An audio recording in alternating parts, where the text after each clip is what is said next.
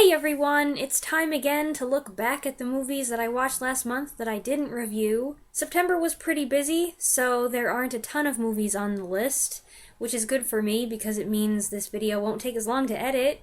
I think you're going to find that most of the movies on the list this time are geared more toward a male audience. What you can gather from that is that I watched a lot of movies with both my parents last month.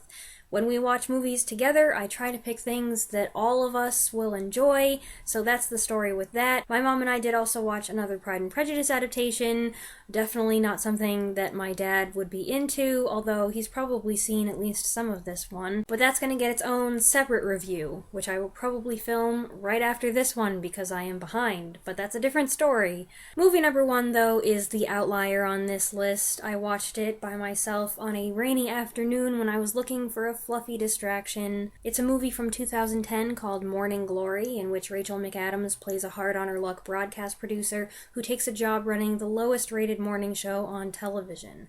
Of course, she turns it all around. Rachel McAdams was perky, Harrison Ford was crunchy and cranky with a heart of gold, the way a lot of his characters are, Diane Keaton was herself, Patrick Wilson was nice but kinda dull, and Jeff Goldblum snuck in there with a couple fun scenes. The story was predictable, but I wasn't looking for too much originality from this movie.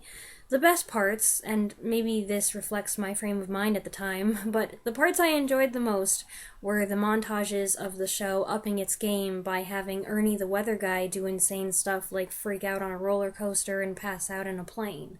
Those scenes really tickled me for some reason. Movie number two was a completely random selection, but I'm gonna go ahead and say it's my favorite movie on the list, 2018's Arctic. This is an excellent survival movie that stars Mads Mikkelsen as a man who's been stranded in the Arctic after a plane crash. His daily struggle doing what it takes to survive and sending out distress signals in hope of a response is interrupted when he ends up with another crash survivor on his hands who needs to be brought to safety as soon as possible. The movie is stressful, with a couple tense and kinda yucky moments. It's also very compelling. You feel sympathy for Mikkelsen's character almost immediately, even though you don't learn much about him. And though there are only two characters and basically no dialogue between them, the story moves at a steady pace. We all really enjoyed it, and I strongly recommend it.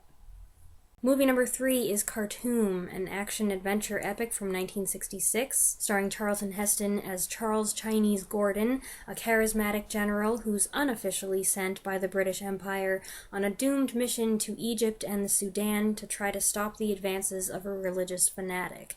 It's based on a true story.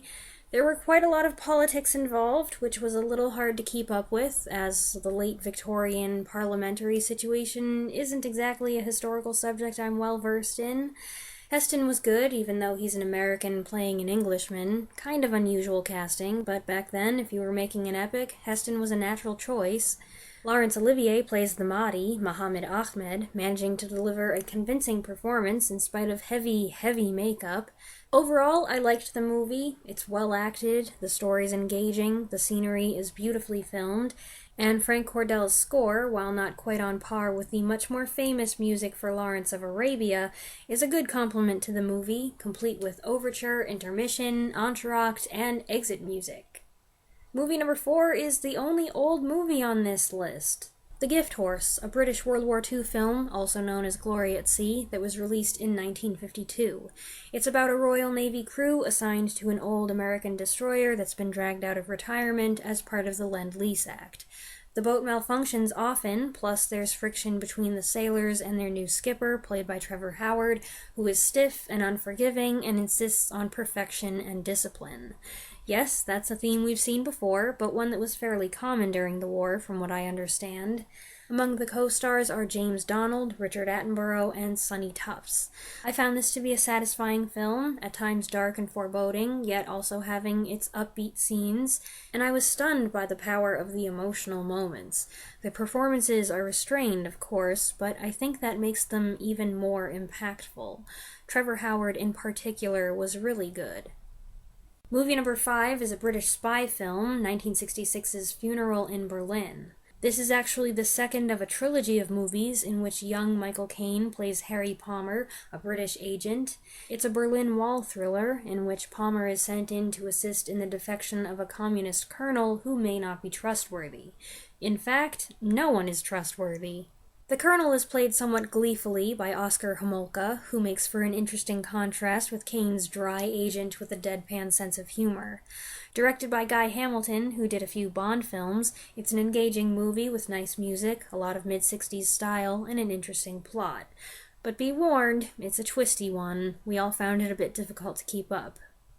And movie number 6 is Rogue Male, a 1976 film set in the days before the start of World War II, in which Peter O'Toole plays an Englishman who aims a gun at Hitler, gets caught and tortured, and manages to escape, kicking off a massive hunt as the long arm of the Gestapo chases him through England. I've seen an earlier version of this story, the 1940 Fritz Lang film Manhunt with Walter Pidgeon.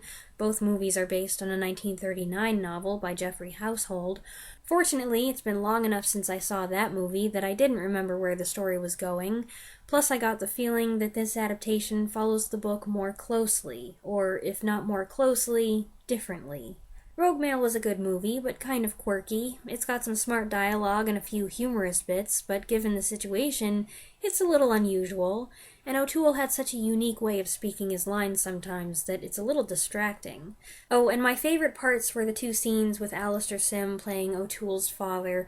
Those were fun scenes with some humorous banter, and it's always a treat to see Alistair Sim. Okay, that's what else I saw in September. I hope you enjoyed the video. Let me know what you thought of any of the movies that I mentioned in the comments below, and I'll see you next time. Thanks for watching.